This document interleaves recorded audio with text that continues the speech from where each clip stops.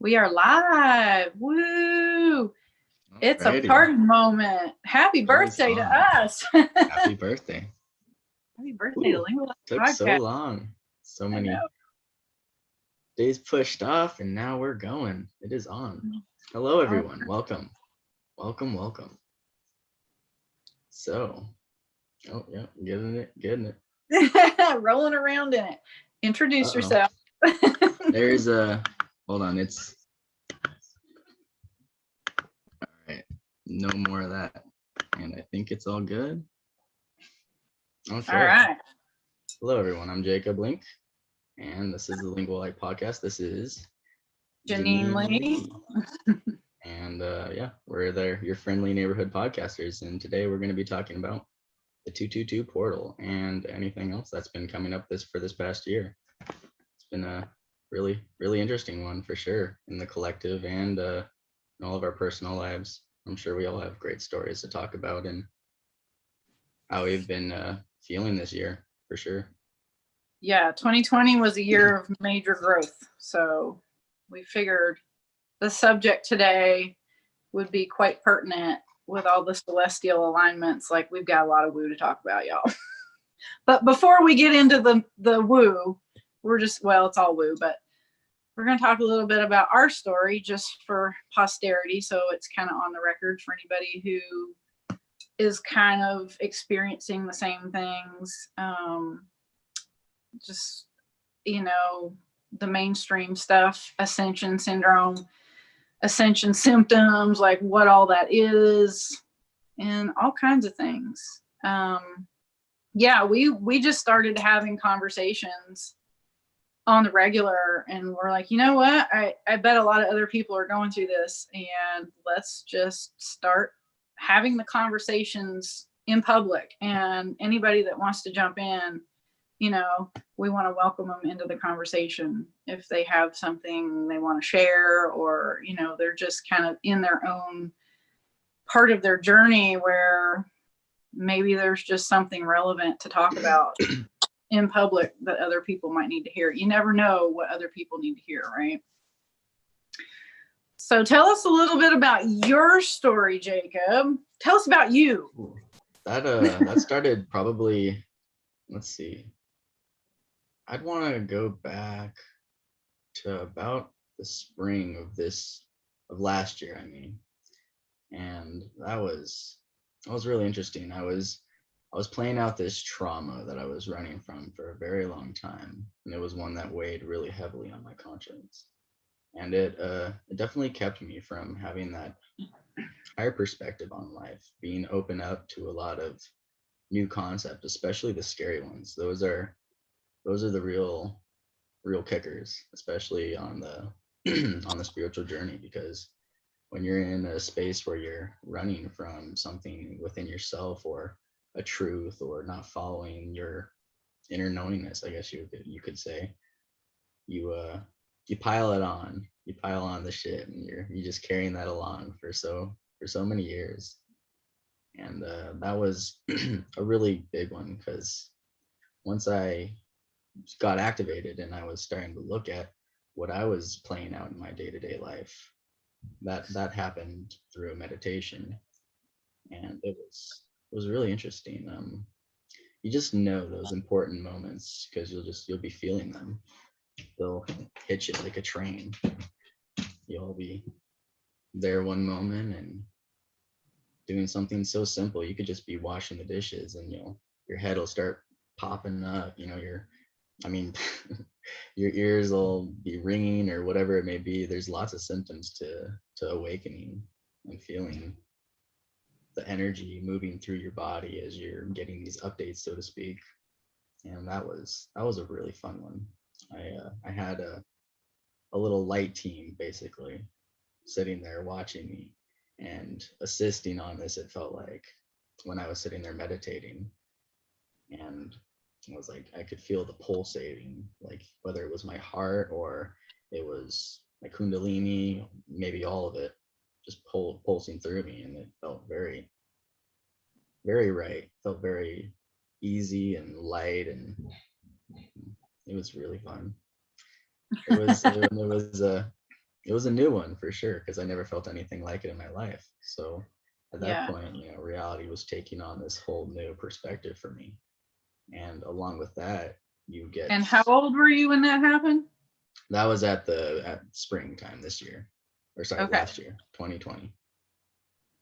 And after that, shortly, I started looking at those dark things that I would carry along in my life.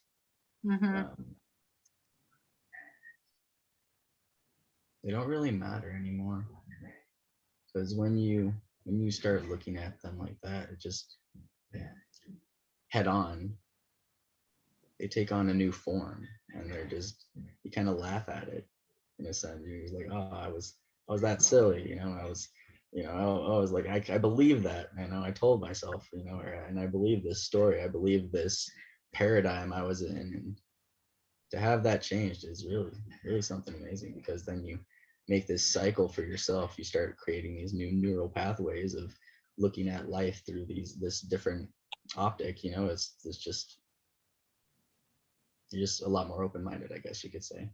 That's yeah, it really changes you. Like, you feel that pattern flip, literally. Like, you're like, whoa, something just shifted. I'm sure many people feel that same way with the virus that's been going on. This, like, their whole lives are changed, and consciousness. 2020 was like a whole portal for sure. I think it was a really interesting test, because I don't know where I heard it, but we took it, and it just created a lot of separation. I created a lot of separation in myself from the people that, mask or no mask, or am I gonna believe all the stuff that they're saying on the news, or am I not? Just a lot, and then that creates a lot of resentment towards each other. And I think that was it was an opportunity to look at it differently. It brings up a lot of different things for different people. Like, for you, it specifically brought that up. For other people, it'll bring up that, and it's like, that's the portal, is like, it brings the stuff up out of the subconscious that you didn't even know you're afraid of. Mm-hmm. And it brings you face to face with it, and you get the choice of how to move through it. It's really an amazing process.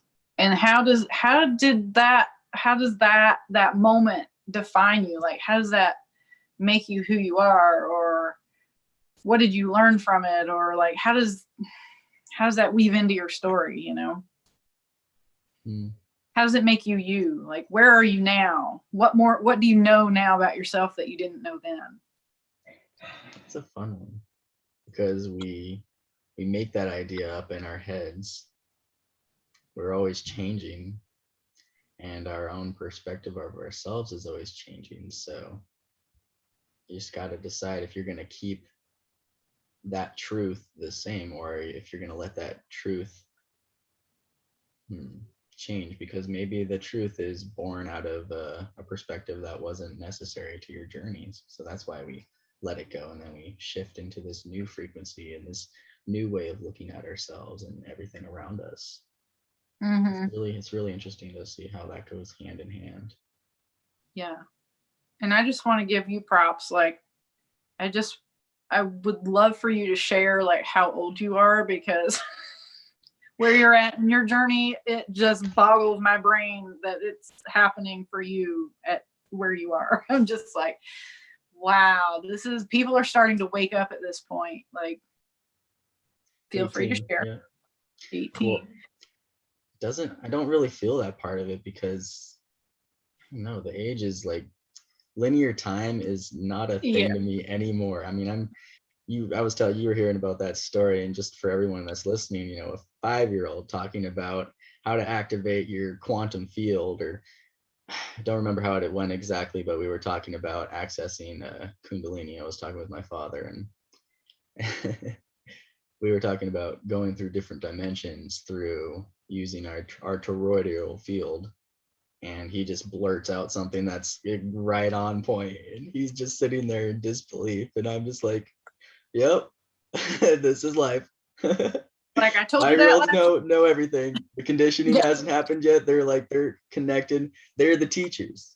The children, the youth should be the teachers, because they don't have that conditioning Yeah. of what On the the play. matrix that's degrading, that's dissolving right now, Yes. has implemented into themselves. They're still in that playful state. They're unjaded. I guess that's the way to look. They haven't been stamped into the cookie cutter mold. Like, I don't know, with the starseed designations, like the last couple of waves are like the crystals and the rainbows. And I don't know if you've ever looked into any of that stuff or who you like feel like you align with, but literally in my space, I just had it like it came up for me and it was like your Blu-ray. And I'm like, what's a Blu-ray? It's a DVD, right? And I had to go look it up. I didn't even know. So I had an idea for a while, but it was more based out of a victimhood mindset. I'm so different, nobody understands me kind of idea. And then it slowly kind of evolved into this, I'm different. Oh shit, I'm powerful, I'm unique. And then that it starts becoming more of an embodying of your unique, godlike, goddess-like energy. And that's what we're supposed to bring down to earth right now. And that's what the star seed, for any of you that don't know, and correct me on any of this if I'm wrong, because I still have a lot more research to do on it. You're the one who knows more here on this one. But just beings that come from all reaches of the galaxy, of the universe, and Earth it's really, really unique. I think, isn't it like one of a kind in the universe kind of incarnation that a being can take on? And right now we're just helping dissolve these dense 3D, mindsets, these frequencies that are here on Earth, and a lot of powers that aren't in power anymore, that have kind of just been either dissolved or are transmuting. And that's why we're seeing so much of this inner work coming up, this hectic energy, this transfer of energy between one another. You're always feeling differently. Talks are starting to make a little more sense on a deeper level. The world's waking up. That's all it is. The star seeds are here to help. Yeah, it's like the old system is sort of metabolizing out. It's like a butterfly when it goes into autolysis, where the inside the thing, it dissolves itself and comes out as something else. So that's 2020 in a nutshell. If like you go look at anything about cymatics and you watch a video, go on YouTube, watch a video on cymatics, Cymatics, I think. Go watch one where they're going up through the frequencies, like they're dialing up the frequency, and the phase where they're going from one pure tone and it shifts up to the next tone, the sand on the plate just goes into like chaos as it shifts into the next formation. And it's like, that's 2020, is that in between. It's us going from one level of vibration to the next, and it's the whole human collective, y'all. That's how big it is. So when people talk about ascension and spiritual war, I'm like, no, dog, it's got nothing to do with war. It's got nothing to do with fighting the spiritual battle. You came down here to anchor a higher frequency, to express that higher vibration of love, you doing your inner work.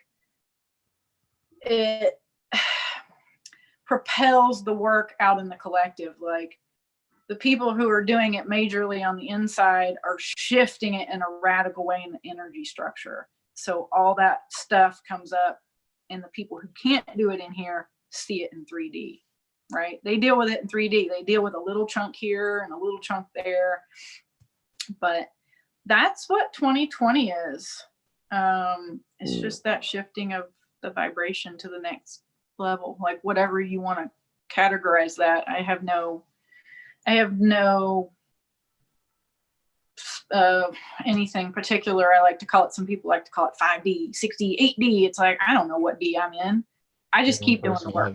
Yeah, I'm in D, infinity D. Okay. That's where I live, infinity D. It's a better place to be anyway. Yeah. What else would you like to share about your own story, Jacob? Anything? Like, feel free to tell what you think might be pertinent until you feel complete. That question you have, if you have it, anything resembling what I'm about to say here, that truth that's so scary, that question in your mind that weighs so heavily, or that whatever thought it may be that always in the back of your head, you know, that you don't want to address or whatever it may be. That scary shit, that is the quickest way to flying, and not climbing the ladder. You're flying up that fucking ladder to raising your own frequency and going along the spiritual journey. Because once you look into that void of whatever's down there, it's gonna stare right back, and you're gonna realize you aren't alone, and that you're everything, man. You're gonna change a whole lot of shit in your life once you decide to take on that hard lesson that needs Yeah. to be addressed in this life. And if not, you got plenty of others, man. If you believe in that. Yeah. Others have done it before you. Like it's hard because it seems impossible. Like it seems so overwhelming. I mean, that's the Chiron energy of like the soul wound, really, is that greatest fear. And it's overwhelming. Like mine was overwhelming, but turning around and staring it squarely in the eyes and being like, I know I'm projecting you somehow, and just getting out of fear, detaching from that emotion, and just being like, all right, somebody needs a hug. Right? Somebody in here needs a hug. Who is it? But it's about facing your biggest fears, and that's the alchemist, is the one that just turns around and walks right back into it and is like, I know it's in here. Where are you at? Let's do this. Let's rumble. I probably gave mine a little glance. I know there's still a little bit in there, a little bit left. Well, the good news is it'll always come up. Like if you are projecting from the subconscious, if there's stuff in the psychic base, I like to call it the psychic basement. If you got things in the psychic basement, it will always project, because reality 3D is just a reflection of everything in here. So if you're getting baloney coming to you into 3D, you get things that you don't like or that you have emotional reactions to, that's your shit. I don't know if we can say that on here. I think we can. Anyway. It's up to the audience to get offended. It's all right. It's up to YouTube to censor us or not. But yeah, you always know, because anything that triggers you emotionally is yours to deal with on some level. Like if you can detach from the soap opera that's running in front of your face and go, that guy just really made me angry. Okay, I'll figure it out. You know, it's like sometimes you can't deal with it in the moment, but you can notice it. That's the first step. Is like, I just noticed I was angry.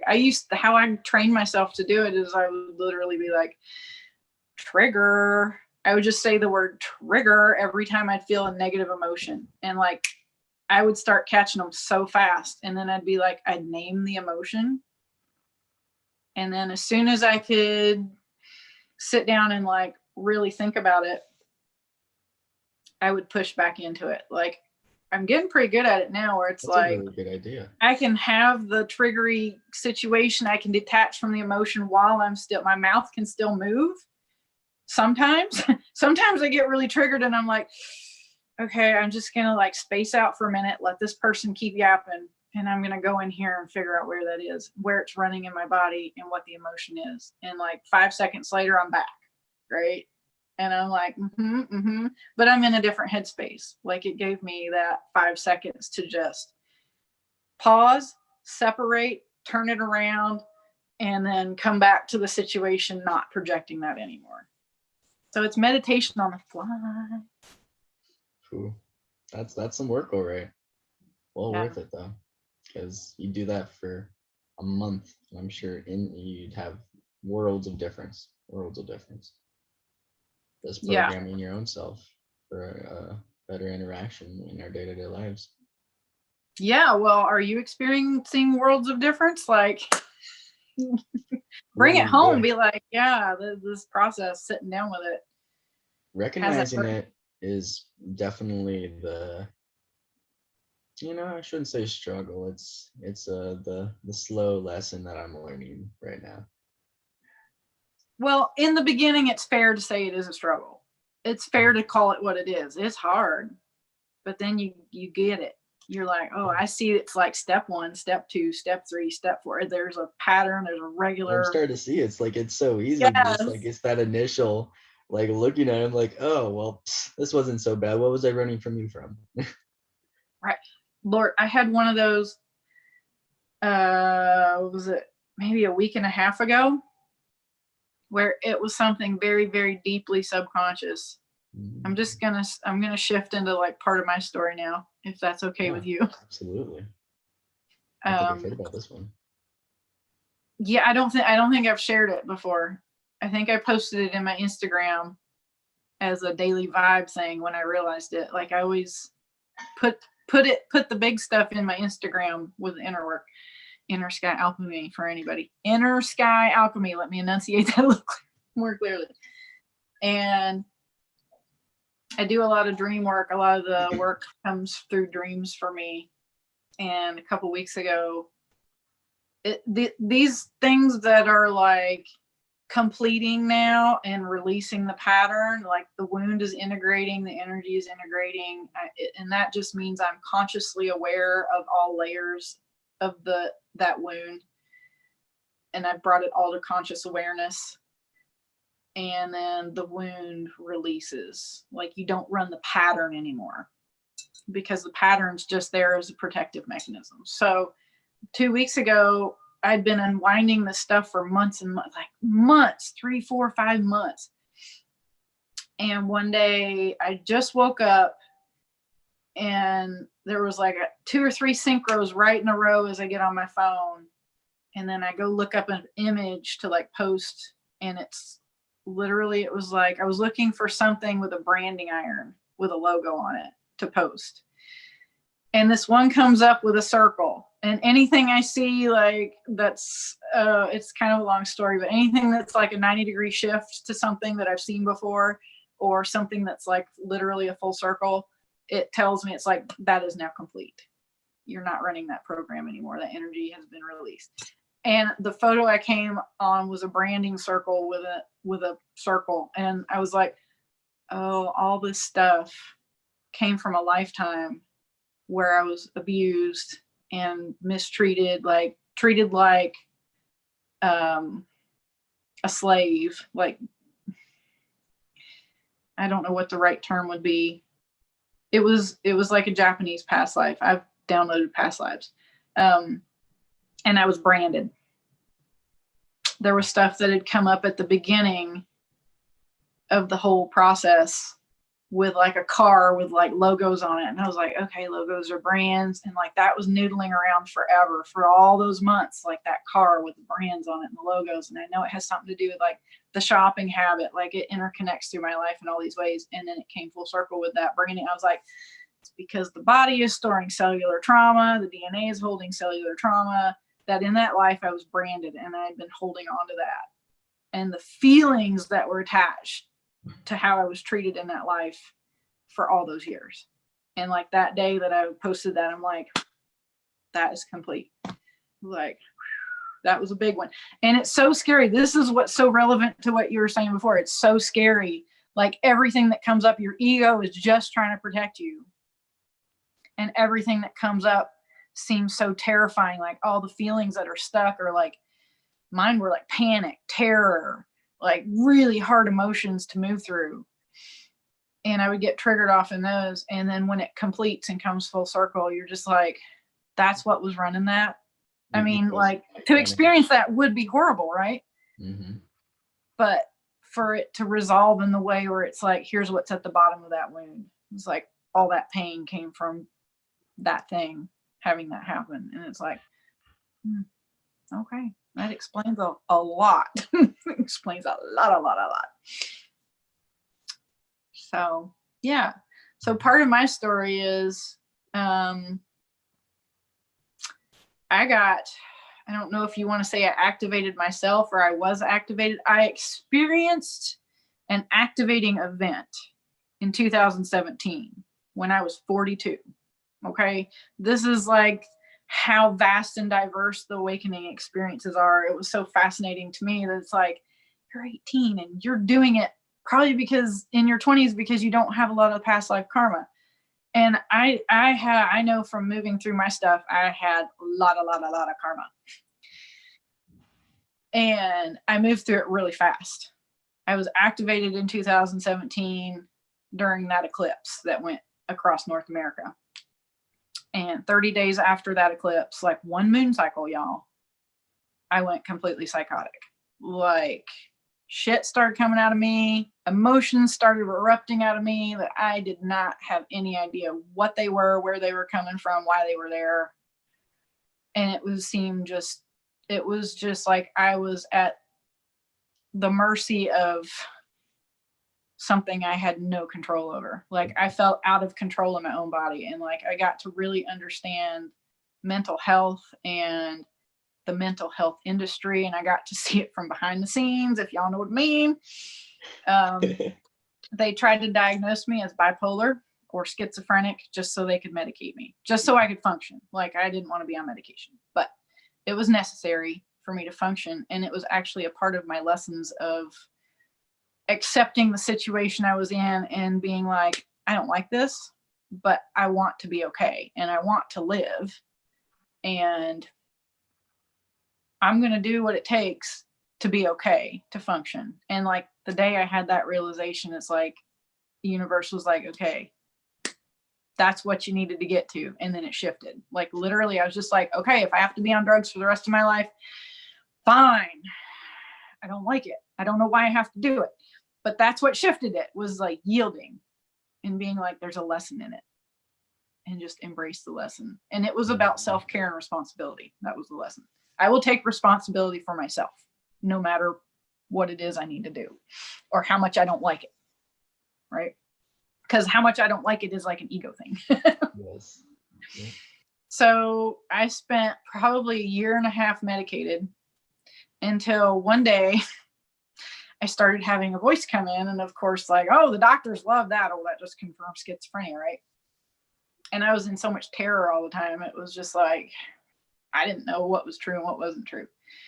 But I woke up one night out of bed. Like I didn't sleep very well for about a year. But one night I happened to get like shot up out of bed, and I hear this particular word. It was mind rape.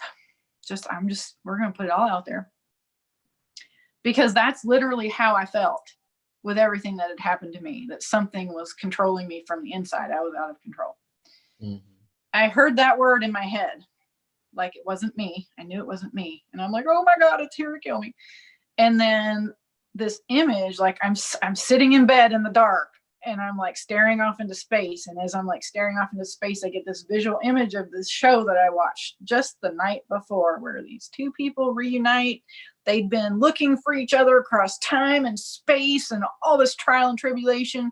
I see that picture, and like, I remembered the emotion it brought up for me. And it was just like this unconditional love. I was like, oh my God, it's so beautiful. And I was like, why am I seeing that? And then I hear the word again, mind rape. And I go into complete panic and terror. And I'm like, and then I see the picture again. And I was stopped for a minute. I'm like, okay. I started thinking about it. I'm like, it was literally like, if there are teachers and guides up there, that somebody was coming down, or my higher self or whoever was intervening in my process of convalescing, and was like, here's the key, here's the nugget you need to know how to do this work. And that's what it showed me. And it was like, stop, look at it, feel the fear, feel the love at the same time, and know you're okay. It was like, do you choose love? Do you choose fear? And I was like, I choose love. But it was showing me hold both those vibes at the same time. And that's what transmutes it. It's like you allow the baloney to come up, or it's not baloney. It's serious, terrible things that happened to you in your past life, or just emotions that are stuck in your body. Allow it to come up and hold that love vibration for it, and be like, and it's okay right now, right here, right now. I love you. That's the key. So that was the shifting event for me. And since then, that was like, maybe a year and a half ago. And since then, I've been absolutely flying through integration work. Like, it has been nonstop since the day that the voice showed me. There's a lot of other woo-woo things that have happened too, and I'll share them at a later time, because yeah, there's a lot. But yeah, and now I'm moving into like this completion process of this thing, and like the feelings that are coming up with that are it's like there's every layer you go through, it's the same feelings, and you just keep peeling layers. Like the first year it happened, it was a root chakra year for me. No coincidence. And it was about tearing everything down and starting over and learning to support yourself and recreate your own stable structure and foundation, right? The second year was sacral chakra. Learn to take care of yourself and nurture yourself, choose yourself, love yourself, right? Last year was solar plexus and Lionsgate. Woo! Lionsgate was like powering through that solar plexus work. It was intense. And since Lionsgate, it's just been steadily unwinding. And now I'm in a heart chakra year. It's literally, that's where it's unwinding out of my body through the meridians. Like, I've learned so much about acupuncture this year, and I can feel where it comes out. And it's like, now I'm starting to align to like planetary energies. Like, y'all, it is wild. It's interesting and kind of overwhelming. And Yes. every day I'm just like, just keep pushing into the adventure side of it. Like, if the scary feelings come up, just turn around, look at them and be like, all right, where's that stuck? Who's running that in there? You know, Absolutely. like, yeah. So that's kind of my story. And it's like, I'm on the verge of DNA activation, light body on, superpowers on. And it's like, I don't know where it's going to take me, but it's getting less and less scary, which is always been the hardest part for me. Is like, the not knowing where I'm going is scary, but I realize like, that's me running something. That's me running a wound. That's me running some limiting belief that says you can't know where you're going. And that's completely not true. And as I peel through it, it's like, that's where this script is flipping. It's like, I'm going to understand so many things in whatever way I need to understand them. Like, my level of trust has changed a lot. And it doesn't mean that it's less scary, but the more I just keep walking towards it, the more my reality shifts. And that's what's been key for me, is like, I always see, because I'm moving through it so fast, I see how fast it changes my 3D reality by clearing this stuff out of my body, out of my energy field, out of my subconscious. Like, today is like synchro city, and today's definitely one of those portals where I know I'm walking through this threshold, and it's just like, there's a big shift today. And it's just no coincidence that this is the day the podcast started. Really wanted to pull a chart for our birthday on our podcast, and I completely didn't. So maybe if you get on a roll talking about something, I'll jump out and like go pull the chart really quick. But it might be a good segue, unless you would like to talk about something else. It might be a good segue to start talking about portals. Or where do we want to go from here, Jacob? Where are we going to steer the ship, buddy? That's a good question. I just like everything that you put in there about finding your own power and working through those levels in your own self on discovering who you are. That's a good one. Discovering who you are. Where you put your focus is a really big one. That'll determine that. And I think a lot of people, a lot of that's worry right now. I feel like that's a lot of worry. Yeah. A lot of jobs being lost. What am I going to do for money? Financial issues are always an issue, but these days it seems like that's a lot more common in the collective. Yeah, here's the funny thing about 2020 though, all the lockdowns and all this stuff, everybody was isolated, which it had its own, there was a few reasons why they did that had nothing to do with the virus. But it gave everybody an opportunity to be with themselves and Yep. go in here and sit with their fear. I mean, it's like, That was the you gift of can't it. stop the shift, yo. You can do whatever you want, but They you can't stop unintentionally helped. it, right? And just knowing that the people who are having the really hard experiences, they're actually moving through a lot of karmic stuff and they're integrating it in through their 3D experiences. So many people I don't even recognize after this year. It's beautiful to see how fast it's spreading, and yeah. it's crazy. And it's all about sitting with whatever, even if you don't know how to do the inner work, it's like universe set it up perfectly for everybody to just go into their little cocoon, roll around in their feelings. And the real thing is, like, this is reality surfing. You have the emotion, you get to the crescendo. Emotion is where we manifest, people. 100%. Like, you can do verbal intentions till you don't have a voice anymore. You manifest through the emotional state. When you get in that emotional state and it's crescendoing and you have this choice point, that's how timelines are created and anchored and all that stuff. When you choose something that is not in alignment with love and truth, like, all universe is ever asking you to do is make the best decision you can at the moment. You get on that emotional crescendo, and if you're really truly honest with yourself and you make the best decision you can, you've integrated something. That's it, because you've been put into that fearful emotional state and you're like, you know what, this sucks balls.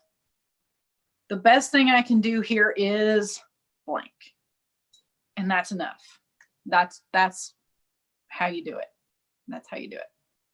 And when you get good at it, you do it in here on a conscious level, and it never has to come to you in 3D. Yep. Because you've cleared it. When you're in the emotion, you fully embody it, and it's a great way to look at it. And if it does come to you in 3D, it means you're still running it somewhere, and you need to go in and find it. If that resonates with you too, because there's lots of people that'll say, don't get emotional about it, don't get attached, with the emotions. It's totally fine to have emotions, and like, absolutely, like with that vision you're having of the fear and the love coming together, I think that's really important, especially if we want to stay in our current reality. I mean, it's not like much of a choice, but if we want to fully embody it and use it to the best of our ability, we got to look at it, as the ego, not as the enemy, but as this tool, as this friend. I mean, it's not, it might not always be helping you in the ways that you want to get at in the end goal, but it's that necessary piece to the puzzle to see the whole picture on what you're needing to deal with in order to become a better and being. Let me just say, the ego universe doesn't do extraneous things. It doesn't expend energy where energy isn't needed. It doesn't make things that are unnecessary. If you have we all have ego. It's there for a really good reason, because I have been egoless with all the wounds floating around in my psyche. Okay. To have no barrier between who knows how many karmic lifetimes and your conscious mind. You can't function. That's psychosis. That psychosis is when you have no ego barrier between that thing. Nothing is protecting you from all your subconscious stuff. And it's not a good place to be. Like, when you get to that egoless state where you have that union with God moment, it's because you've cleared everything out, or you have assistance where there's guides or source or your higher self is like bringing you to that state safely. But like for me, I just dove straight into my subconscious because of how it was an eclipse, and it's like, that's an alignment, that's a portal, and it takes you straight into your depths of your subconscious. But all that happened to me was completely karmic, and I completely understand everything that happened. Well, let's say I understand what I need to know about what happened from 2017. And I saw how everything in my life just was like, everything happened exactly how it's supposed to. And it's this strangely like everything is a decision, but it's also retrocausal. Like it's real trippy when you get into that headspace where you realize like I am co-creating and what co-creating really is, and like time goes all over the place. We could go all over the place with that, but we'll try and get on topic here. I feel like there's some people that'll take that as, why would I create my own trauma? This isn't fun. This isn't enjoyable. It's when you work through that you give yourself that pat on the back. Yeah. I think that's a great reason why we came here to experience a lot of that, is because we can handle it. You can go through it. Yeah. And especially for any shitstorm that you don't want to, but right. Anybody that aligns with being a starseed, it's like that is what you're here to do on some form of fact. I think like the younger ones that are like rainbows and crystals came in with a really high vibe, and they probably have a hard time functioning in the still somewhat dense 3D matrix reality. But like the first couple waves, like the blue rays, I think this is just recent information for me. The blue rays were like the first series that came down, and then the indigos. It's like the blue rays were these really high vibration light anchors that were like needling through the density, coming in and like breaking through and just, even if it was traumatic, which my first lifetime was very traumatic. I came in, I guess, with that really high vibe and just had like a horrible traumatic experience. They see you're like, get them. How they say empaths attract narcissists. Like imagine being like a complete high vibe empath and like being born into a low caste system, and like it was a shit show. But it had its purpose, right? Like I came in knowing that was what was going to happen. And like when you go back up and you're like, okay, that was awful, but we made some headway. We did it. And so like I feel like the blue rays were the ones coming in like really like needles, like piercing in, and then the indigos come in like the bulldozers, and they're like, that's their personality, is like, we're going to get in here and we're going to clean some shit up, and we're going to do it this way, and we're going to make sure this happens. They have a different vibe. I'm not sure where they're from. They're probably from all over the galaxy. Who knows? But yeah, they come in as like the major renovation crew. And then we get the crystals and the rainbows, who are like, the indigos have cleared a lot of the debris, and the indigos, or the crystals and the rainbows, are here to just get in that higher vibration, like just bring it in bulk. That's what I have learned. Anyway, at some point we'll just have to have You're making me want to look this stuff up now. I have to go and research some of this. This is really interesting. It's like a story here. We'll have to do an episode just on starseeds. Is there any way, besides just using your own intuition to ask your own self, is there any way to look at certain, what would be the word? I don't know, personality traits, I suppose, to figure out which one you would be? That's a good question. Forever, I thought I was an indigo. And it's just through dream work, me doing this work and peeling layers and getting more access to my inner abilities, and like connecting with parts of me that have been dissociated for a long time, that hold the knowledge. Like the knowledge is all in here. It's all in your DNA.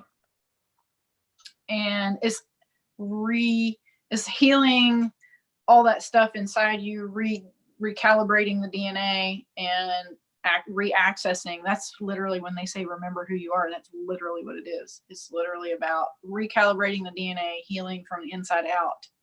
And you just start remembering stuff, like whether it's in real life or whether it's in dreams. Like mine always comes through dreams. Like I have dreams where there's this character that I don't know who it is, and something happens between us, and then it's like, oh, it's time for a hug. And then I'll look at her and I'll be like, I know you.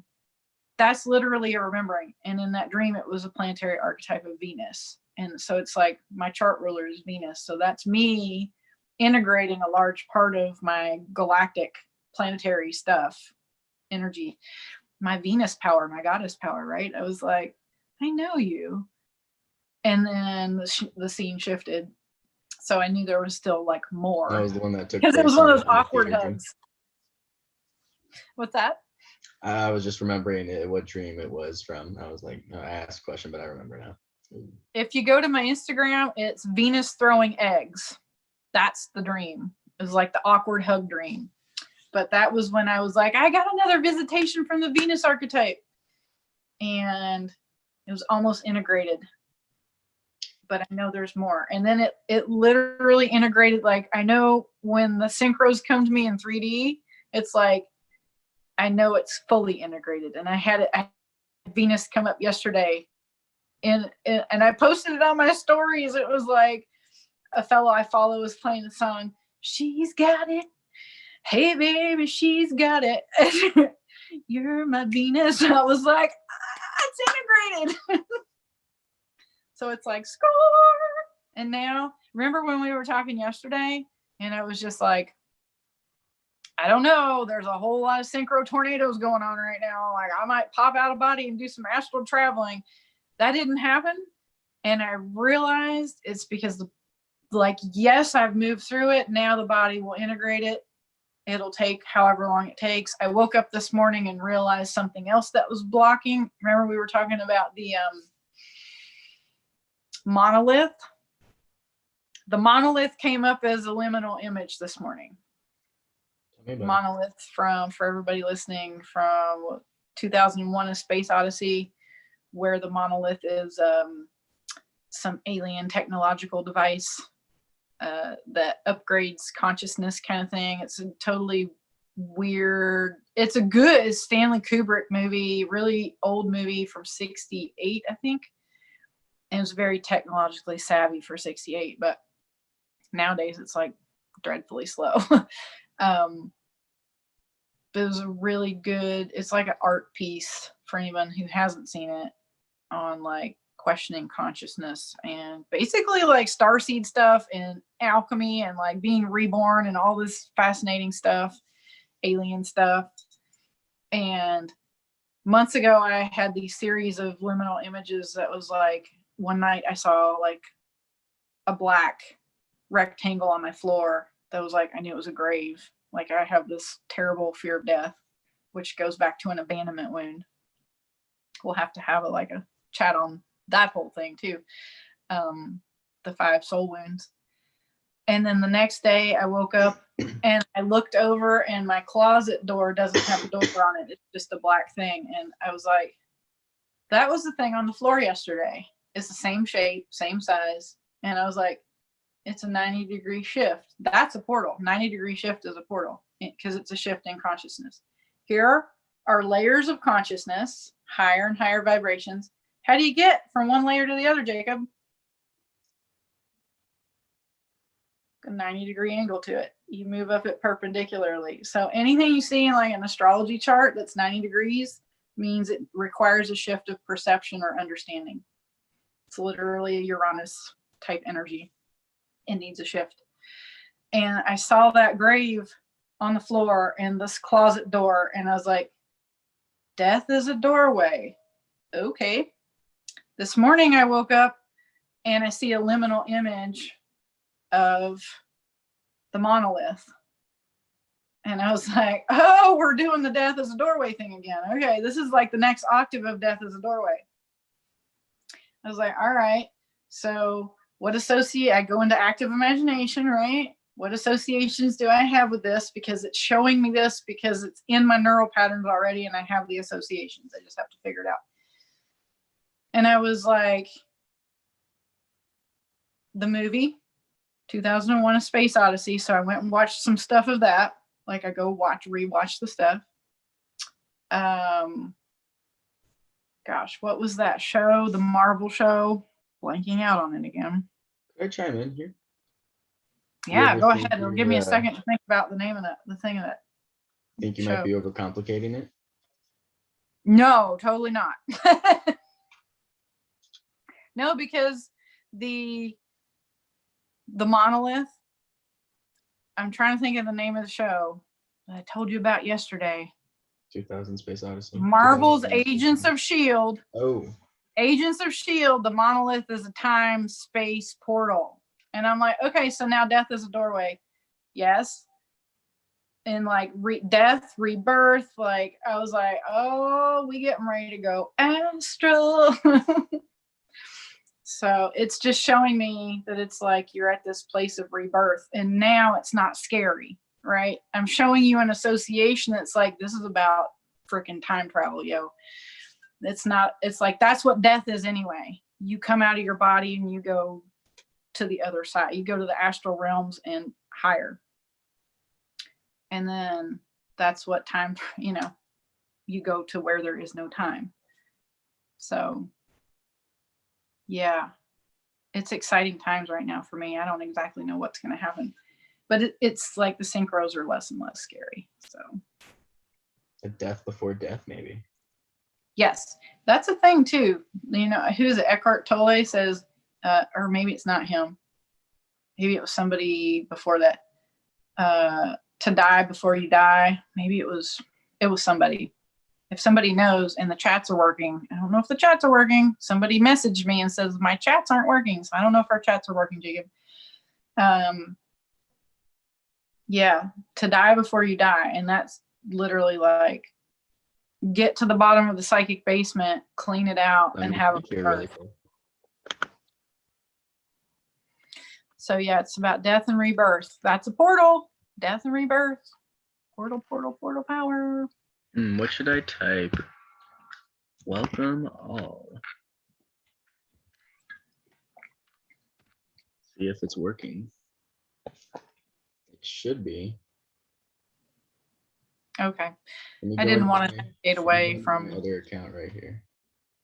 Check it out. I didn't want to navigate away from the Zoom since I only have the one video running.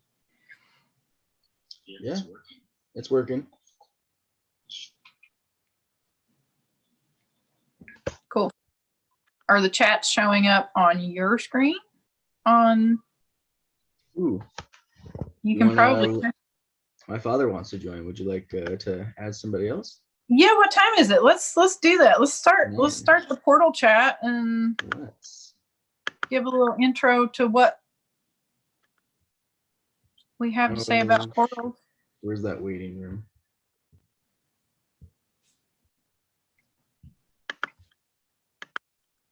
I'll find it, y'all.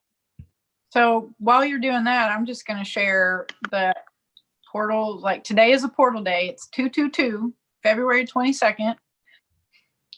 In the sky, it's literally a celestial portal as well, because in the sky, let's see if I can screen share while you're doing that. I think I can. Let's see. Let's throw some photos up here. This one, I think. Yes. How's that look? See that?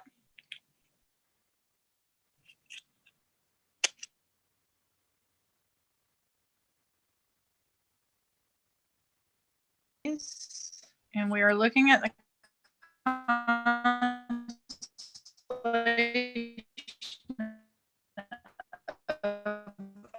Aquarius. Welcome. Constellation called the Southern Fish. It's Pisces Austrinus. Welcome. Are you on, Dad? So we're in the sun is in alignment with the Southern Fish. I can't hear you at the moment, Janine. It's hear me? giving some trouble here. Okay. There we go. It's probably a little choppy since Dad's joining at the moment. Let's see. There we go. Okay, I'm gonna go back to the screen share for a sec. Let me know if you can see it. We're all sorry if this is kind of choppy, guys. We are getting the hang of all the tech. Photos. I do want to share this alignment really quick. Okay. Can you see that, Jacob? Yep, it's popped up now. Okay. So the sun, according to the sky, is in the constellation of Aquarius, directly below Aquarius. Like we are in a direct alignment with that star, Formalhaut, in Pisces Austrinus.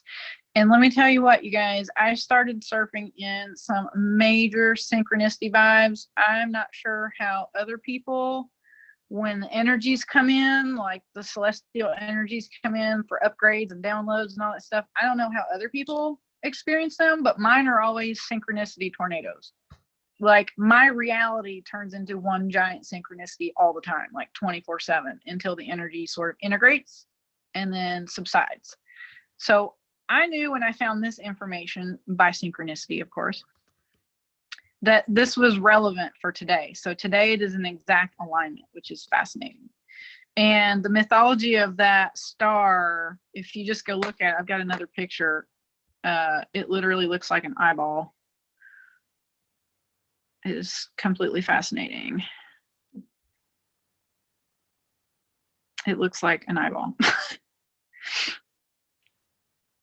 Which is really cool because it's got like the oval shape and then the other oval shape inside of it at a 90-degree angle to it. And I'm like, woo, portal, portal, portal. That's cool looking. Reminds me Yeah. of the Eye of Sauron. I know, that's what somebody else said. And I thought that was so funny because that would be a trigger for me, right? And I was like, it triggered me like a tiny little bit. That was it, just a little bit. I was like, I know that's not true. I know that's a trigger because I'm projecting something. And the better I get, the more the wound is like, I've moved through almost all the layers, the easier it is to sit with the trigger, right? I can just see it. I'm like, oh, there's a trigger. I breathe through it and I'm like, it's not true. But when the first top of the layer comes up, it's always like, I feel like I'm right back in it right at the beginning again. And then like, you just keep going through it and going through it until you're done. So we're in a celestial portal. We're in a numerological portal. Like, who else is getting downloads? Me. I don't know What if would he's you like having to say? computer trouble at the moment or not. I just texted him. We'll see what he says. Or if he'll just Okay. join on the audio. Yeah, that's cool. He can do that without turning the screen on. If anybody else is out there listening and they want to jump in the chat, we're going to open the chat up to whoever wants to come in. Just send us a message and we'll DM you the Zoom link. In the future, we'll probably have the Zoom link posted in the description or something. We'll figure out how to do that. So what do you think about Portal? What do you have to say about Portal, Shaken? What about some Portal action? How are you feeling this Portal? How about that? That is a really good question. This one's a really subtle one for this year. All the portals up until this moment, I was keeping on track with them. They were up in my face, that's for sure. And both how I'm looking at them through the 3D, say Instagram post or something along those lines, or just in how it would affect me as well. And it was pretty accurate. It was really on par with what it was coming up and what it was for in the astrology and how that affects consciousness and the energy that it puts out. And right now, it's been really, really easy on me. Let's say, I've been doing a lot of work. I've been putting a lot of effort into it, and I think now I just need to ground myself and getting more involved in the 3D, because that's not only something that I know now, especially with your help and you giving me my astrology chart, that is just something that's already reaffirmed what I knew and I needed to get down to, was fully integrating my consciousness into this life, into this reality, whether it be whether Yes. I'm trying to run away from it because it's not something that I want to get my hands all dirty in, or if I'm just afraid to succeed in life. Because a lot of the time it's not that it's too hard, it's our own limiting beliefs. It's not a lot of the time, it's all the time. We could do anything if we take that blockage down, that idea that we develop when we're younger, that whether it be something that's conditioned or our own conditioning, or self-domestication, and how it's learned, how we hear it once and then we're like, oh, okay, that's easy, let's keep that going, let's keep that cycle rolling. And that's all too easy, especially in this culture that we have right now. I'm ready to take it easy. I'm sleeping a lot, and doing a lot of projects and trying to succeed in my own personal life. And I feel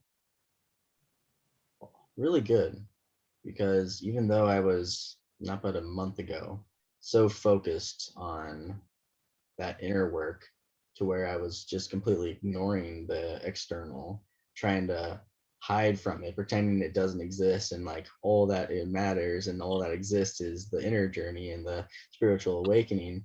I was missing out on it because And I love a what big you part of that said was, yeah. when we were talking one day, and you're like, I just want to, figure out what I'm doing here, get the enlightenment thing out of the way, and get the F out of here. And I'm like, I was like, it's actually the other way around. It's like, it's to get in 100%, to get all your soul energy in and Yes. walk Yes. around, walk on the earth, embodying as much as the human body can embody of your soul. Like if your whole soul fit into your body with wounds, like you literally your head would blow off. Mhm. But if you clear it out and embody as much as the body is capable of, that's what the key is. And the second that I said that, it was like a light bulb went on in your head. It was like, oh, that makes you're like, I never thought about it that way. And I think that's what trauma does, right? Or that's what all the wounds do, is it just makes you want to get out. And you gotta, you want to bring it in. You want to just get in there, motorboat those wounds, and be like, I love you. Like, get in there and work them out. Great visualization. Yes. Yeah, I know. Absolutely. What can I say? I got skills. Yeah. You got to make the inner work fun and funny, or people are never going to want to do it, because it is hard. You got to have some kind of sense of humor about it. So if you need a visual, payoff is worth it. Yep.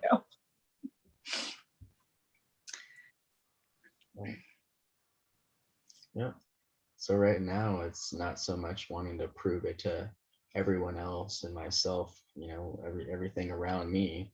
It's know it in myself that I can do this, that I can succeed, and that it's not as hard as we make it. It's you're putting it off for your own self to, you just want to enjoy, just take a little sip out of that cup of I'll do it later. I'll hold off on becoming my own success. I'll becoming my own what's the word I'm looking for? My own guru. Right. That's the only guru you need. And Absolutely. you can put it off as long as you want. That's always your choice. We live in a free will universe. You can put it off as long as you want. If you have agreements to do it in this life, it will keep coming around stronger and stronger until you're like, all right, I guess I can't put this, or that you won't want to put it on. Yep. It will happen like I have no choice. I can't ignore you now. Yeah. And especially for people who are waking up really young, it's like they came in with that specific purpose, and they don't have a lot of karma, and the things are presented to them at a very young age for them to move through, and you do it, and the abilities, the DNA just assembles and realigns, and the abilities turn on. And like some people have that happen before, they're 20. Some people have it younger. A lot of kids are coming in now and they're like 5 and 6 and talking about this stuff. And it's just like, it kind of blows my mind. But it is, I've totally lost my train of thought on that. It's a safe time. It's a safe time for ascension, people. I went into an astral space portal. My brain kept going and my body was sitting here. Yeah. So not the 60s anymore. It's a new wave. It's a new love. It's a beautiful, beautiful time to be in. Yeah, it is an amazing time, and it's really why we're all here. And like, I don't know about you guys, but like, I'm connecting to all the people. Like the speed of the connection. I call it the MiFi, right? Your MiFi. Mm-hmm. I make a joke about it, or I call it the internet. It's like, it's all kicking on. We're all getting connected. The ones that need to get connected to like help wake each other up, we're all doing that on the scale that it's unprecedented. That's partially why we're doing this. And to talk about our experiences and just to share. Because I have a feeling like we're past the 2020 line, and like this is going to start happening to a lot of people that don't know what's happening. And I feel like they're just going to need something to show them that it's like, this is okay. This is okay. Do your yoga, do some talk therapy, do some body work stuff. Like there's lots and lots of techniques that can help for all this stuff. But I feel like a lot of people are going to be doing it that are, it's going to feel like they're getting drugged by the head of the hair and they're not knowing what's happening because they're so asleep, right? It's okay to lose your mind every now and then. Yeah, but it doesn't mean it's fun. I don't know. It's just because of the stuff I was running. My experience was way not fun. But the Dark Night of the Soul is never fun. It's not fun. No, it is. It's something that you wish you never found. And like, can I please go back to being asleep? Or it's so easy, but reach that halfway mark. Reach that halfway mark at least, and just see how much better you feel after that. And it's a gradual. You're dropping down. You're like a feather, and it's you feel lighter because you're letting out all this energy. You're letting out all this pent up information that no longer serves you, and you're taking in new. You have to let go of old to have space, have room for the new. And that new is in this day and age is not something you would get I don't think he's something you would get very easily in like a previous human incarnation. It's a lot less dense now. We're a lot more connected. Like our technology is just reflecting what's going on with our inner technology. Like more of us are doing this on the inside. So the ones that are projecting heavily, like we're still building the reality in 3D that's reflecting a misalignment. Like, oh my God, AI is going to take over. And it's like, no, this is like the God self turning on. It's manifesting in an unbalanced way in reality as this kind of thing, like the AI, whatever, fear around things like that. And it's really just a reflection of people coming online and here. And the more people, it's no longer they, it's us.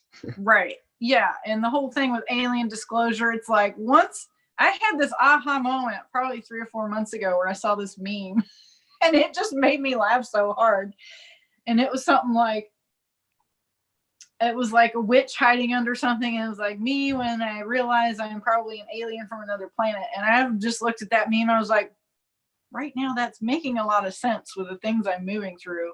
And, now I'm at a place where I'm like, oh, disclosure, right. Disclosure is going to be everybody remembering who the F they are. It was like where you're from, your galactic lineage, all this stuff, like you're just going to become aware of it. And that's really that threshold that 2020 was like the density from 2019. And then 2020 was like the line. And now we're shifting to the other side where it's like, now things are getting less dense very rapidly. People are going to be remembering this stuff. The 3D world looks like a shit show right now, but it's because it's reorganizing on this massive level. It's like stuff's got to go away so new stuff can be created.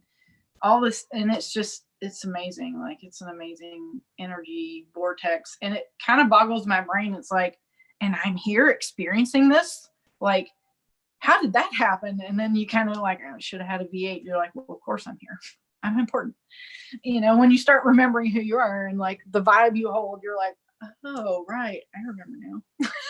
I remember why I'm here. When you experience your own immense amount of soul power, that's what the synchros are for me, because I was in terror for so long. Like I felt like I was running victim programs, and I felt victimized by all this stuff that would come to me in 3D when literally my generator power was kicking on, my manifesting power, whatever you want to call it. And I would attract these quantum eddies, these synchro tornadoes of experiences that would show me how powerful I am. It would show me in 3D how powerful I am. And one day I'm sitting there, this was Lionsgate when the thing flipped. And I'm sitting there and I'm just like trying my best to move through everything that's coming up. And one day I just stopped. It was probably like day 10 or something of going through this, like day after day. And I just stopped and I looked and I was like, look how connected everything is. And it just stopped. Like all that stuff that was so scary just stopped. It was like about shifting the perspective. That's the consciousness upgrade, the consciousness portal where you're like, huh. And I really feel like that's what the Buddhists were saying with enlightenment. It's literally like just something, you have a realization, it's very gentle. It's not something that comes and smacks you over the head. You're just like, huh, look at that. You just look at it a different way. And it's like, universe is like, finally, Yep. she figured it out. You want to tell them what a quantum eddy is? Oh, it's okay. So I have these funny terms I call what happens to me when I get up in a celestial portal with all this stuff coming up. I call them synchronicity tornadoes. I also call them quantum eddies because at first they were synchronicity tornadoes because they seemed really violent and scary. And now they're more just like these little gentle whirlpools that I get spun around in. And I'm like, I just watch it all going around and I can sit in the center and go, I see it all. Okay. Bring it all to me. I mean, it's like literally I experience how I magnetize things to me, like how you project and bring it back, and it all just comes in boom, boom, boom, boom, boom, boom, boom. Like I've reorganized the quantum field specifically for this celestial alignment where I have access to it, or my higher self has access to it and says she can handle it, bring it to her. And I'm like, okay, see it, breathe through it, integrate it, release the pattern, let's go, let's go. And it's literally like yesterday was like this. Everything I would look at was another synchronicity, and it does get tiring. It gets overwhelming. Yeah. But that's how I experience it. Like, I would love to talk to more people to know, like, it's in my chart. I can read it in my birth chart. Like, this is how it comes through for me, which is really interesting. And I would love to talk to other people who say have like planets in earth signs and things, and like, oh, I feel this very heavily like in my body versus like manifesting it. Or, like I feel the electricity coming down through the crown, or like I get it through groups of people, or like whatever. I would just love to hear how other people do uploads and downloads and integration and stuff like that when we get in these crazy portals. But that's the fun thing, is like now I know when we're coming into an energy portal, like a universe type energy portal. I know it because my reality it reflects it. It's like, okay, what's happening? And then I have to go and look to see what's happening in the sky. That's why I do astrology, because I sense it, I experience it, and then I'm like, I need to go look up the chart. I love it. We are our greatest calendar. That's all you really need. And once you can really learn to tune into that own intuition, you won't even need to look at the sky. You'll just be like, I know what's going on, and this is how I'm looking at it. So it's coming into me, and then you can share with others based on whether it be for people personally, individuals, or if you just want to address it to everyone else. Yeah, collective. and what it will develop into. Here. Yeah, I'm curious to know, like, that's the curiosity now, is like, I feel like I've got a good handle on it. I'm getting some sense of mastery of how it's coming to me, and like what I need to do when I get into it, and like what that will transform into. So that's going to be the fun thing for you, because you're kind of at like the beginning of something too, right? Because like you're moving through, we've talked a lot, and it's like the wounds that you talk about that you experience, it's like I can know. I have this book that I absolutely love, Heal Your Wounds and Find Your True Self. People go read that book. It's the only book you'll ever need. Maybe. I've read a lot of books, but that one, see, I made him read it. I was like, read this book.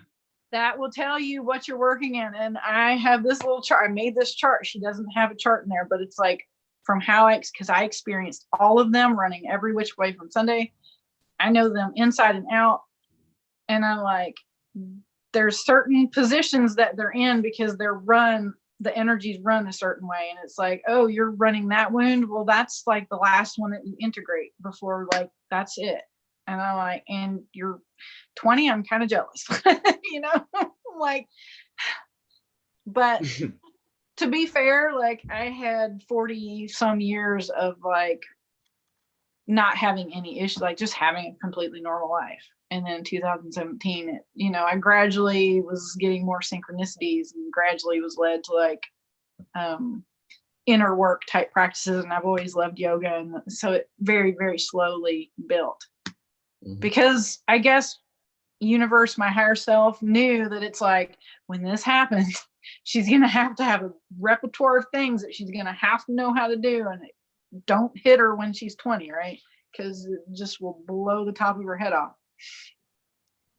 So I wouldn't have been able to handle that in my 20s, probably not without a lot of help. There's no being behind on the healing journey, or I don't even think there's an ahead either. You're doing it the perfect timing you can, and that is where you need to be. That's your part to play in the world. It is all interconnected, and don't feel bad if you don't feel like you're getting, it exactly how other people talk about it, or in the perspective that they're giving it to you based on how it's coming to them. It's coming to you exactly when it needs to. Yeah, everything is perfect. That is no joke. The moment you have the realization of how that is true, it will set you free. Yep. You'll just be like, it's all okay. It's all okay. All those things that are yapping in my ear are not true. I can see them as I just do the best you can, right? One foot at a time. Yep.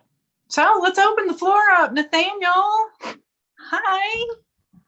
He said he'd chime in when he feels the chance. But yeah, why don't you introduce yourself? Feel free to unmute, jump in here, get on the camera, whatever you want to do.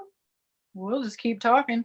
If you have anything you'd like to share about like portals, anything interesting going on for you right now, like I always love to talk to people when we're in a portal and be like, what's your life like right now? What are you experiencing right now? Because we just got done with Mercury Retrograde, and that's one big portal too. Mercury is just a portal. He's like on the highest octave. He is over. It's done. It's out of here. It is, but we're in shadow period. Like the planet goes backwards, right? Don't say that. I want nothing to do with it. And then it goes station direct. So that means it stops and it starts moving forward, but then it backtracks over the part that it just backed up over, and that's considered a shadow period. So until it moves past where it started the retrograde, it's like a couple weeks.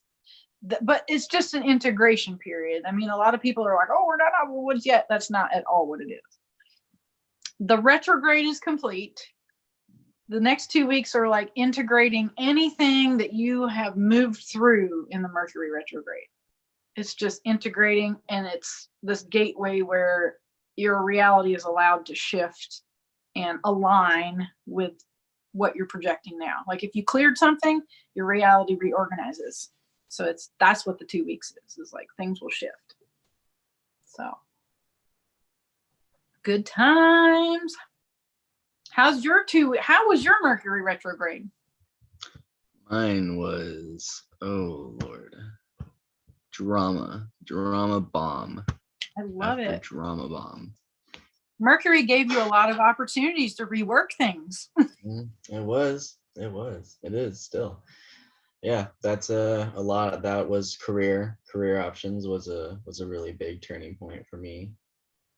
And that's when I quit my job, and I decided, and that wasn't doing it for me. So I'm like, okay, what else do I like to do? I like to create stuff with my hands. I really enjoy this little hobby of jewelry making, and I'm like, I'm gonna dive into this, and it's taking off. I mean, just need to reach out to a few people, and it's I'm a lot more supported than I thought I was. I have a tendency to bring it all onto my own shoulders and try and trudge through it, and it's like I'm the only one I can trust or I can rely on, and that's my own traumas, my own wounds playing out. And yeah, those are big lessons too. You helped me out with that one, that little test to show me of like that gratitude that I was missing in that gift that you showed me. And that was awesome. What she did was she liked one of the organites that I had made. Organite is crystals in layers inside resin to create a nice, I don't know the exact science behind it, but it creates a positive field that absorbs a lot of negative energy, and it's really good to put around things that have really negative outputs, like say telephone tower would be a really big one. Is they're called tower busters. Yeah, that's what they're called. Yeah, and just a normal light socket, if you put like a charger in it or something, I don't know if everybody can hear it, but you'll hear like a little feedback, a little ringing or something, and that's the bad juvies, things like that. And yeah, anyway, the Orgonite's really good for that. And she noticed one of the ones that I made and liked it, and she offered me a ridiculous amount for that little thing. It was actually a conscious exploration of his injustice wound about receiving. He considers it was more than what it was worth. And I'm like, oh, so we're talking about self-worth things and like valuing yourself. And I'm like, I'm going to send you what I think is fair. And the minute you see the amount, we're going to explore and list and name every feeling that you have. And that will tell me where the wound is. And sure enough, it's injustice.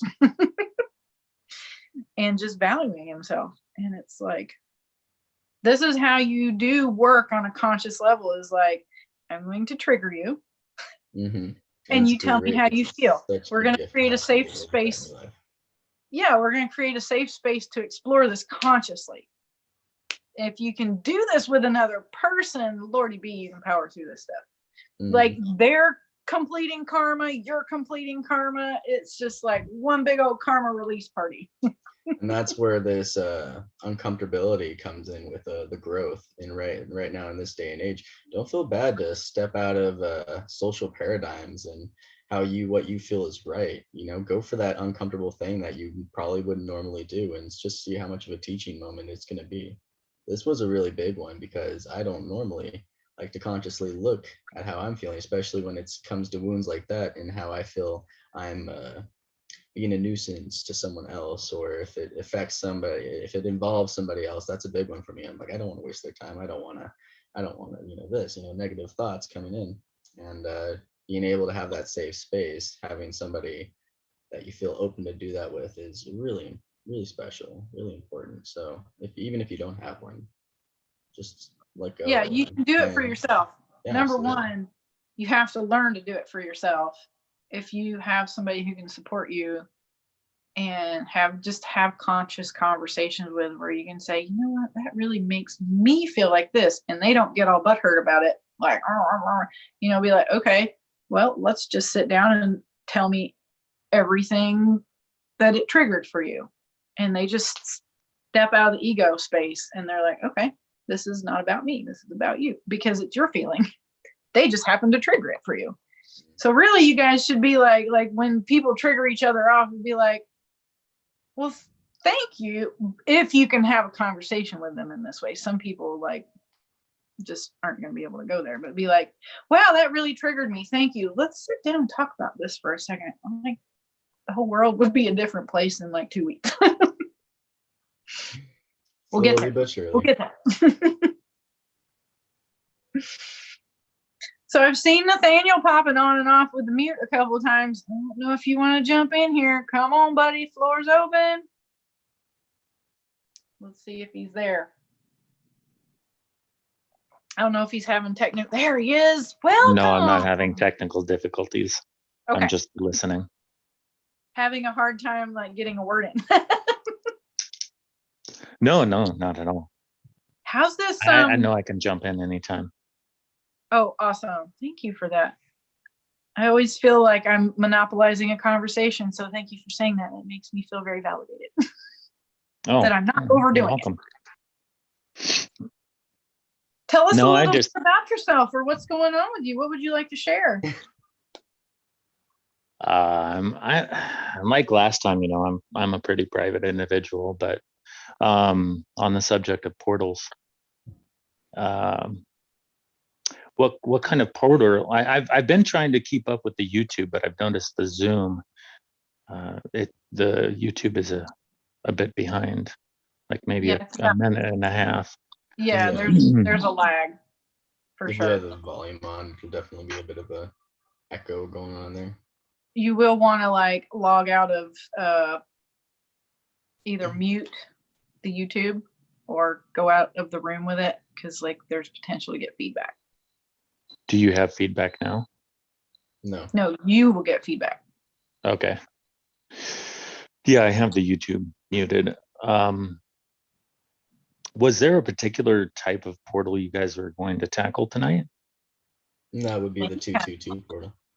Portals are portals. Go ahead, Jacob.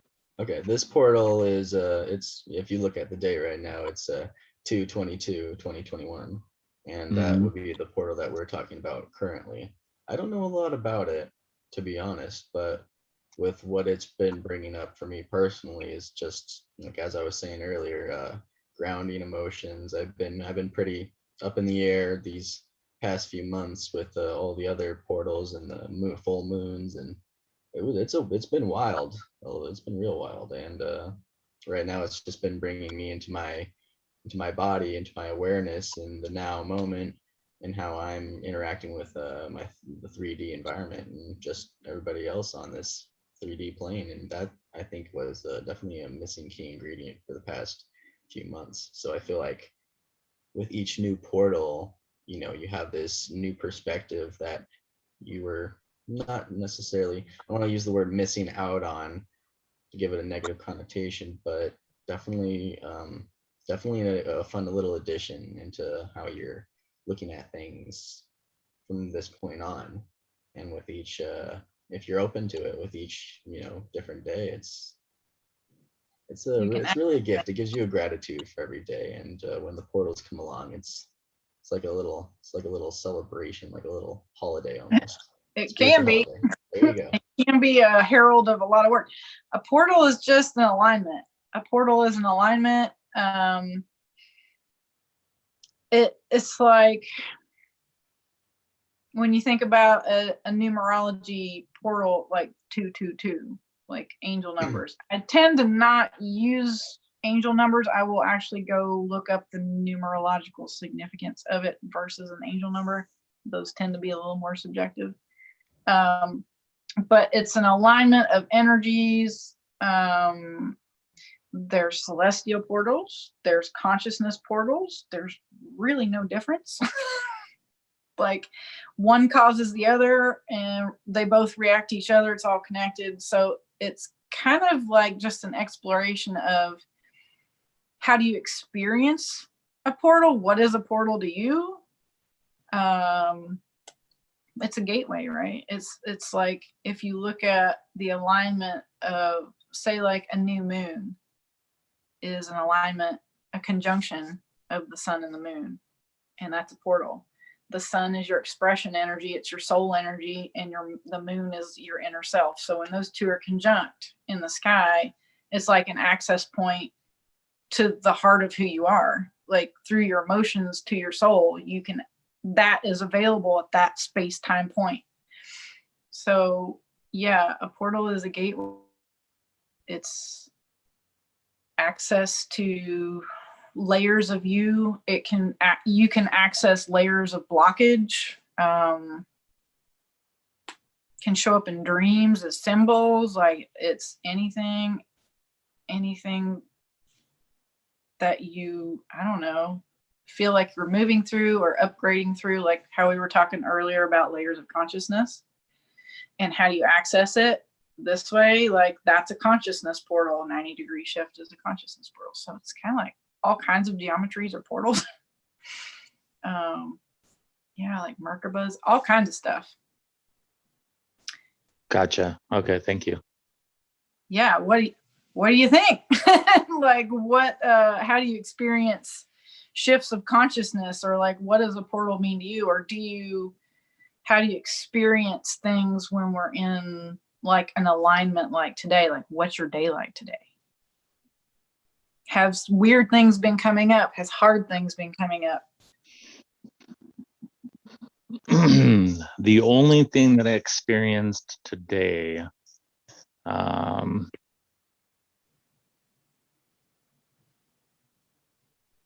was probably, I took a nap, but I was half asleep and I was traveling in the house here. Nice. And encountered what I refer to as lower vibrational beings. And immediately it caused fear. But then as I woke up, and I remember a vortex started with this being, Portal. right? And I was sucked into it. Aha. And I remember waking up, and instead of, well, and I just concentrated on it for a while and meditated on it, and came to the realization that it was just an aspect of myself I needed to address. Not separate, obviously. You know, we're all one consciousness, and so I was trying to accept it. But that you had mentioned the portal thing, and I thought that was interesting that occurred today. Yes, sir. And it's fascinating that you're out of body projecting. Is that a regular thing for you? No, I wouldn't say so. So you were astral traveling? Yeah, I was. Oh, nice. That would be the first one in how many years? It since 2000. Oh, I don't know. If you say 2001, I'm gonna freak out. No. I wasn't even conscious. I wasn't even what you would say awake, or at that time. I was heavily steeped in religion. But I don't know. I'd say 6 or 7 years. That's Wow. amazing. Yeah, That it's is been what that I long. would call you accessing a portal. Like that's the energies are coming in, the higher vibrations are coming in through that celestial alignment that allow us to access some aspect of ourselves. If you're running stuff, it allows you to access it so you can clear it. So doing what you did was perfect. And you know, people who astral project before the subconscious space is cleared, a lot of times they will experience those dark shadowy things, and those are just wounded aspects of yourself. And like literally, let's hug it out, and it integrates and it's gone.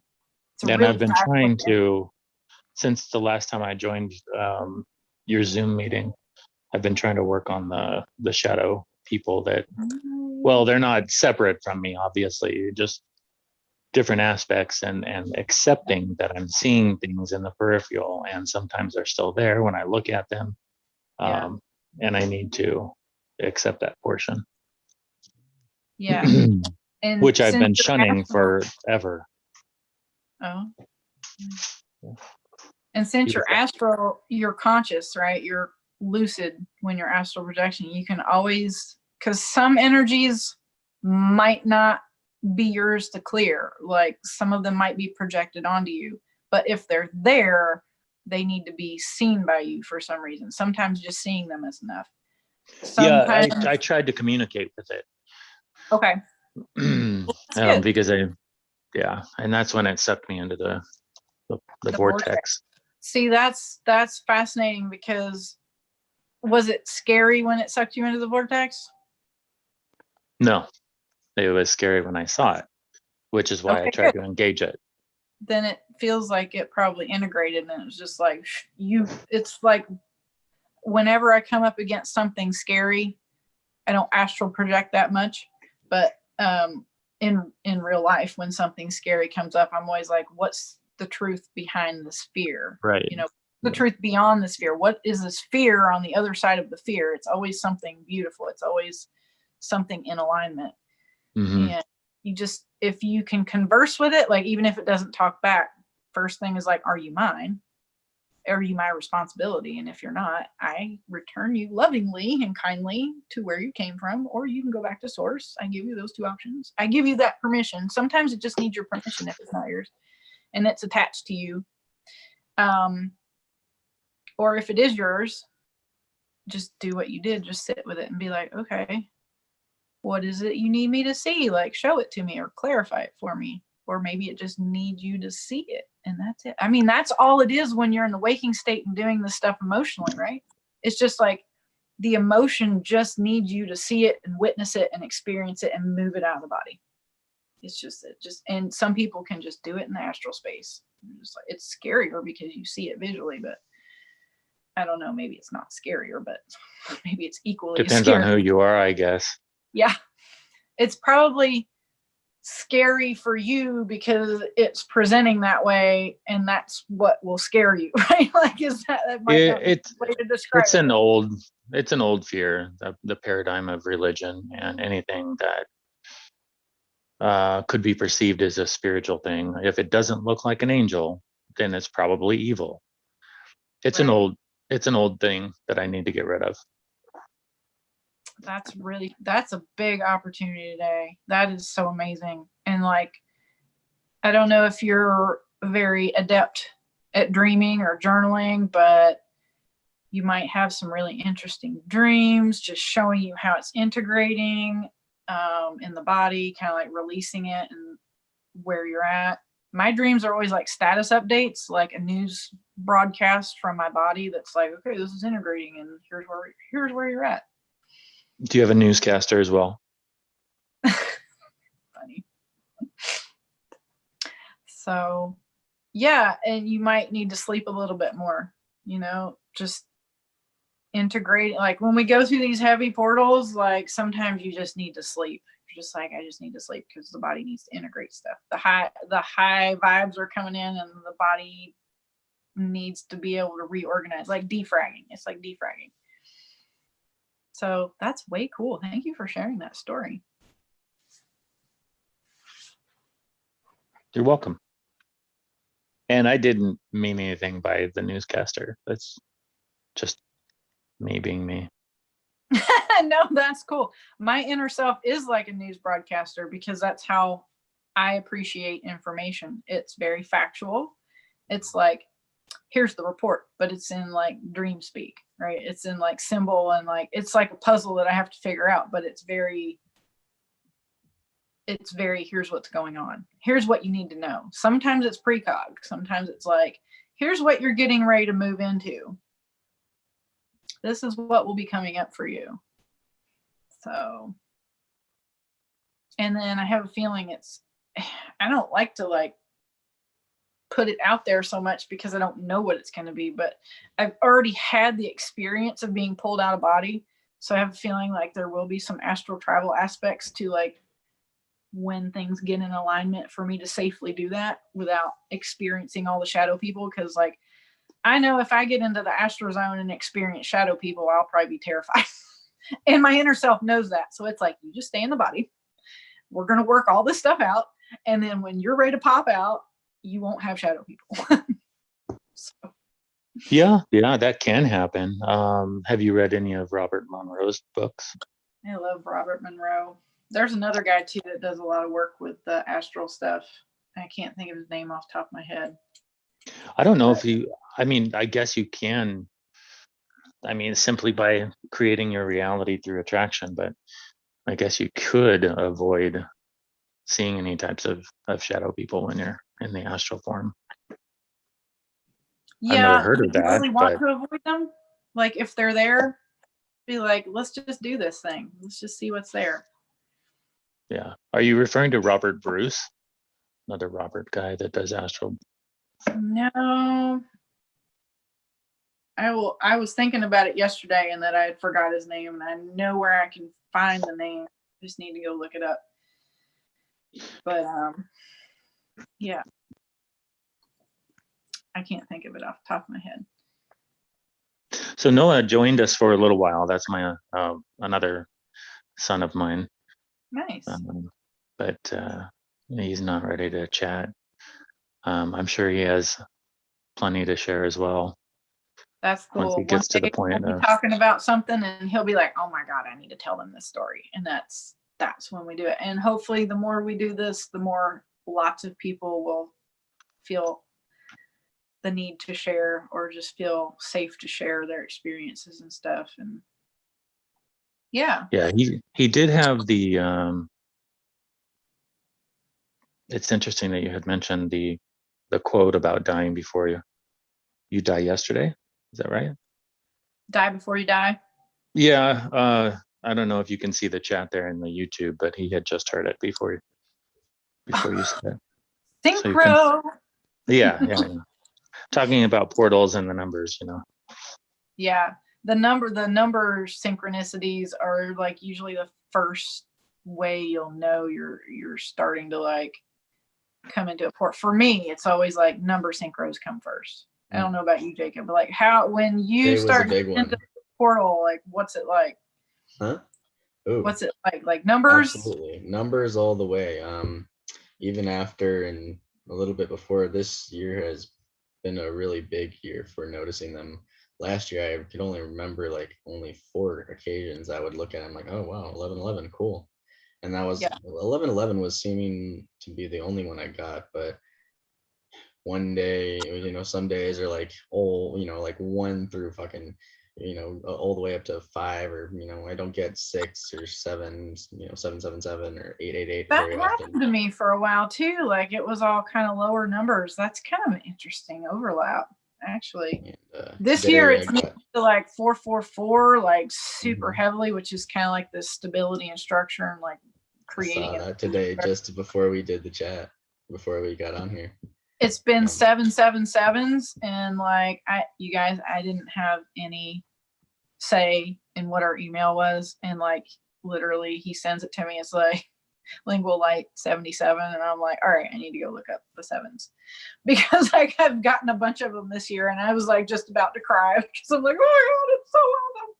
I'm like, and it's the podcast, and it's like perfectly in alignment, and I was just freaking out. You know numerology a bit, don't you, Janine? I do. I've learned a lot in the last year about numerology. Yes. We'll have to have a podcast on that sometime, huh? Yeah, we'll have to do the number synchro. We'll have to like pull all the definitions of. There's a what is it?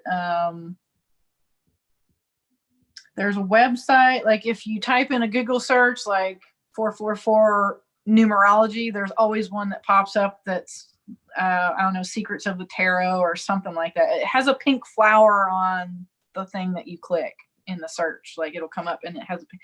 That's the one that I use all the time because we'll talk a little bit about angel number at the top, but like if you keep scrolling, it actually will get into the actual number significance and the multiples, and it'll add them together and reduce it down to the base number. So from that one angel number, like say 222 is also 6, but it's also 2 3s, and it goes into all that stuff, and it's like, wow, it's kind of mind blowing. So it's pretty cool. That reminds me of how numerology does that. There was a gentleman that I don't want to say he was a genius, but he knew math really well, and he had come up with a new type of mathematics. I haven't looked at it in a long time, but it's called Vortex based mathematics. Yes. You know about it. I know. It's a fascinating subject to me. It is it's like where mathematics is going, because it's the mathematics of a toroid. Mm-hmm. And that's I would agree with you. Yeah. Randy, oh man, I need to have it's like I can't plan these chats. There's a Vortex Math on Instagram. Vortex Math, like at Vortex Math, I think, is a guy that talks about it all the time. Like he is majorly researching it. Like he does it. That's what he does. That is what he does. And his stuff is amazing. Like boggles. I'll check it out. I don't even completely understand it, but it is amazing. What else? Yeah, what else? What else do we want to say about portals? How are we doing on time, Jacob? We're doing about 2 hours. It's coming up here. All right. You want to end it here real quick? Any last words you want to get out on portals? It doesn't need to be quick. It's just, do you have any concluding thoughts on? That's what I was about to ask. Anything? I don't have anything else to put on it other than just leave it on the words of go through it, trust your intuition, and trust your intuition. Like and if the energies like in a celestial portal are intense, don't be afraid to ask for help. If you're like, I don't know what's happening, talk to somebody you trust. And I know for me, when stuff would come in, like when I was going through the psychosis phase, it was like when the portals would come in, it was worse. I didn't understand what was happening, and I didn't feel like I had anybody I could ask for help. That's what made it so hard. Some self-love is important when you're feeling very, very lost, and in that psychosis especially. Take a bath, go relax, do something nice for yourself. That'll create a nice little space of security to help you open up and access these new ways of looking at your situation that you're in, whether it just be all in the mental aspect of the portal, or if it's coming to you in the 3D. Yeah. If you're at a place where it's not overwhelming, if it's manageable and it's just stressful, self-care all the way, 100%. Showers are great for clearing the aura, right? Baths with Epsom salt are great for clearing out the aura. If you got a fire pit, fire burns off the excess energy as well. Get out and ground, get out in nature, right? If it's manageable. If it's unmanageable, you feel out of control, if it's scary, ask for help. Find somebody that you trust and ask for help. That's my greatest point of advice, is like, don't hesitate to ask somebody for help. So, because it can be very scary. So on that happy note, it's an amazing time if you know how to surf the stuff coming in. If you've been doing the work and you've got a handle on it, like you got everybody, all the people in the world that are integrating all these codes that are coming in through this energy portal, it's just, you know it, you feel it, you're in the vibe, you're doing the work. It's like, celebrate you, like really take a minute to calibrate and be like, even though right now my world doesn't look like it's changed, I know I've just integrated some important stuff, and it's going to integrate in perfect divine timing. It will. And even if you don't have anybody that's very diverse in this kind of information, definitely go on YouTube and just look up some stuff, ask the web some questions, and you'll get a lot of ask the web, get on Instagram, find people who talk about this stuff, email us. Like Clubhouse is I can't say enough good things about Clubhouse right now. Just for connecting with people who are talking about these things. There's lots of people that are holding space just for this kind of thing, and helping you learn who you are and like what's happening and what are energy upgrades, and like, wherever you're at, there's room for that. So there's lots of stuff out there now. Yay. I feel like this has been a really good, fun chat. We're going to do more of these. As this grows, there'll be more and more people. Mm-hmm. Let's just rep ourselves a little bit. We've got a Lingual Light podcast at Instagram. We are on Clubhouse, L.L.podcast. What else? We have Patreon. We have a Patreon. I'm really proud of that. I did the Patreon. I'm proud of it. You can buy us a coffee. We have a Ko-Fi account. That's super fun. And there's going to be more stuff. Like, we're going to keep developing the Patreon goodies as we go. The page is still kind of in the works. And we're going to be posting stuff there from time to time. And it's mostly going to be a place to connect people to things that they want to learn and get other people connected to each other, kind of thing. We're considering opening a Discord chat just so those people that want to connect can talk to each other freely. And so we'd love to hear what you guys want to hear as well. We want to talk about what's coming up for you as well, and how we can even implement that into the collective. And we're really interested in hearing what you have going on in your life, and how we can help you navigate that, and how we can navigate it ourselves as well. Yeah, because we're all just learning. I'm still learning, and I'm not seeking like any kind of guru status. Like, I am a person walking the path. Like, all I want to do is create a safe space for people to share what they're going through, and to connect the right people to the other right people who need to connect. I That's think it. the gurus learn just as much as the listeners. Yeah. Creating connections, conscious conversations as a group dynamic for sure. So we're glad everybody has joined us for our inaugural voyage into conscious conversation. Thank you, everybody. Do I get to sign out with my little fun? You do. So all right, Hit you guys. that, This is my new bar chime. It is the earth tone. I got a bunch of one for each planet. Y'all, I love planets. This is for the earth, so this is going to be a nice grounding tone to sign us out. Thank you, everybody, for joining us today.